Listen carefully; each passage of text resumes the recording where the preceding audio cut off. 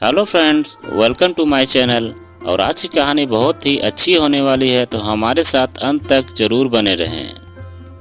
गांव में रहकर रवीश खेतीबाड़ी का काम करता था। उसके परिवार में पत्नी कौशल्या, बेटा राहुल व बेटी महक थी।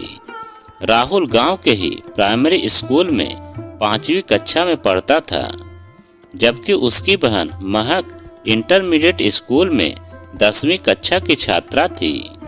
परिवार का गुजारा ठीक ढंग से हो जाता था, इसीलिए रवीश की इच्छा थी कि उसके दोनों बच्चे अच्छी तरह से पढ़ लिख जाएं। महक अपने नाम के मुताबिक सुंदर व चंचल थी।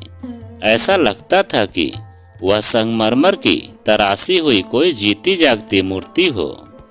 वह जब भी साइकिल से स्कूल आती जाती थी तो गांव के आवारा मनचने लड़के उसे देखकर फप्तियां कसते और बेहुदा इशारे करते थे। महक इन बातों की जरा भी परवाह नहीं करती थी। वह न केवल हसीन थी, बल्कि पढ़ने में भी हमेशा अव्वल रहती थी। वह स्कूल की सभी सांस्कृतिक व खेलकूद प्रतियोगिताओं में बढ़ चढ़ कर हिस्सा लेती थी। वह स्कूल की कबड्डी व जूडो कराटे टीम की भी कप्तान थी। एक दिन जब महक स्कूल से घर लौट रही थी तो गांव के जमींदार शंकर लाल के दबंग बेटे मनीष ने जानबूझकर उसकी साइकिल को टक्कर मार दी और उसे नीचे गिरा दिया। फिर उसे खुद ही उठाते हुए बोलने लगा, जाने मन न जाने कब से मैं तुम्हें पकड़ने की। इतना कहकर मनीष ने उसके सीने को छू लिया था। उस समय मनीष की इस हरकत का महक ने कोई जवाब नहीं दिया था। मनीष ने उसकी कलाई पकड़ते हुए उसके हाथ में 100 रुपए का 2 नोट रखते हुए कहा, यह मेरी ओर से हमारे पहले मिलन का उपहार है। महक घर पहुंच गई। उसने इस बात का जिक्र किसी से नहीं किया था। उसे पता था कि अगर उसने इस घटना के बारे में किसी को बताया तो घर में कोहराम मच जाएगा और फिर उसकी माँ उसकी पढ़ाई लिखाई छुड़वा कर उसे घर पर बिठा देंगी। महक पूरी रात सो नहीं पाई थी। उसे जमींदार के लड़के पर रह रह कर गुस्सा आ रहा था कि वह कैसे उसके शरीर को छू गया था और उसे 100 रुपए का नोट देते हुए बदतमीजी पर उतर आया था, मानो वह कोई देह धंधे वाली हो। अब महक ने मन ही मन यह सोच लिया था कि मनीष से हर हाल में बदला लेना है। सुबह जब महक उठी तो उसकी सुर्ख लाल आंखें देखकर उसके पिता रवीश कह उठे, अरे बेटी, क्या तुम रात को सोई नहीं? देखो कैसी लाल लाल आंखें हो रही हैं तुम्हारी। नहीं पिताजी, ऐसी कोई बात नहीं है। मैं तो स्कूल के एक टेस्ट की तैयारी कर रही थी, इसीलिए रात को देर से सोई थी। स्कूल पहुंचते ही महक ने खाली समय में अपनी मैडम कविता को चुपके से कल वाली घटना बताई और उनको अपना मकसद बताया कि वह मनीष को सबक सिखाना चाहती है कि लड़कियां किसी से कम नहीं हैं। मैडम कविता ने कहा, महक तू डर मत, मैं तुम्हारे इस इरादे से बहुत खुश हूँ। क्या मनीष जैसों ने लड़कियों को अपनी हवस मिटाने का जरिया समझ रखा है कि जब दिल करे तब अपना दिल बहला लो।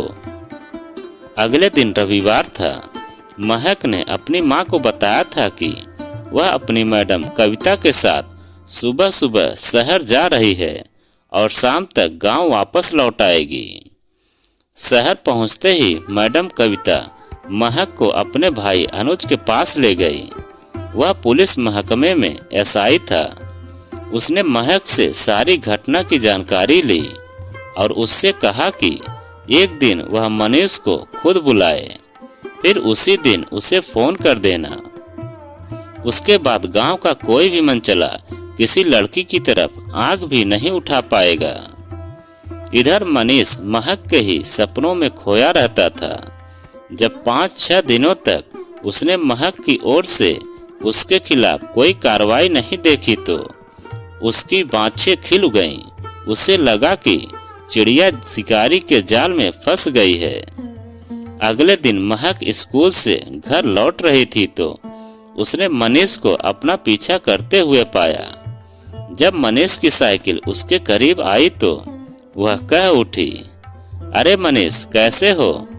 मनीष यह बात सुनकर खुश हो गया। उसने कहा, महक, मैं ठीक हूँ। हाँ, तू बता कि तूने उस दिन के बारे में क्या सोचा है?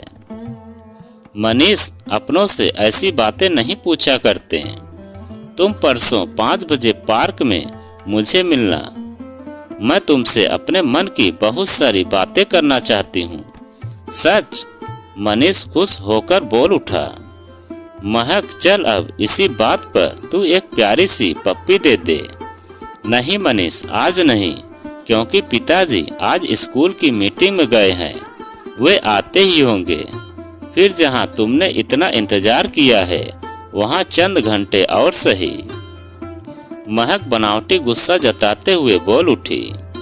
घर पहुंचकर उसने पुलिस वाले को सारी बात बता दी थी। मनीष पार्क के इर्द गिर्द घूम रहा था। आखिर महक ने ही तो उसे यहाँ बुलाया था। उसके पैर जमीन पर नहीं पड़ रहे थे। जैसे ही महक पार्क के पास पहुंची, मनीष एक शिकारी की तरह उस पर झपट पड़ा। पर महक ने भी अपनी चप्पल उतारकर उस मजनू की पिटाई करते हुए कहा, तेरे घर में माँ बहन नहीं है। 200 रुपए देकर तू गांव की बहू बेटियों की इज्जत से खेलना चाहता है। तूने मुझे भी ऐसे ही समझ लिया था। धोखेबाज, पहले तो तुम खुद ही मुझे बुलाती हो, फिर मुकरती हो। लेकिन तभी मनीष की सांस बंध गई।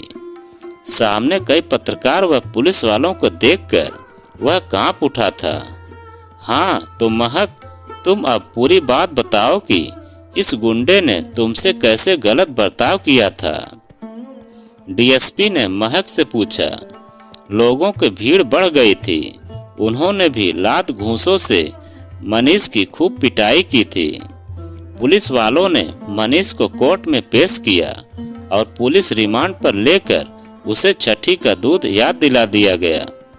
अगले दिन सभी अखबारों में महक की हिम्मत के ही चर्चे थे। जिला प्रशासन ने महक को न केवल 15,000 रुपए का नगद इनाम दिया था, बल्कि उसे कॉलेज तक मुफ्त पढ़ाई देने की भी सिफारिश की थी। मनीष के पिता की पूरे गांव में थू-थू हो गई थी। उसने अपने बेटे की जमानत करवाने में खूब हाथ पैर मारे, पर उसे अभी तक कोई कामयाबी नहीं मिली थी। अब जब भी महक स्कूल आती जाती थी, गांव के मनचले अब उसको देखते ही रफू चक्कर हो जाते थे। उसका कहना था कि अगर वह इन दरिंदों से डर जाती तो आज कहीं भी मुंह दिखाने लायक नहीं रहती। तो दोस्तों, यह कहानी आपको कैसी लगी कमेंट में लिखकर हमें ज़रूर बताएं। और आप अगर हमारे चैनल पर नए हों तो प्लीज़ चैनल को सब्सक्राइब करें और वीडियो को लाइक ज़रूर करें। और इस कहानी से संबंधित एक प्यारा सा कमेंट हमें ज़रूर करें।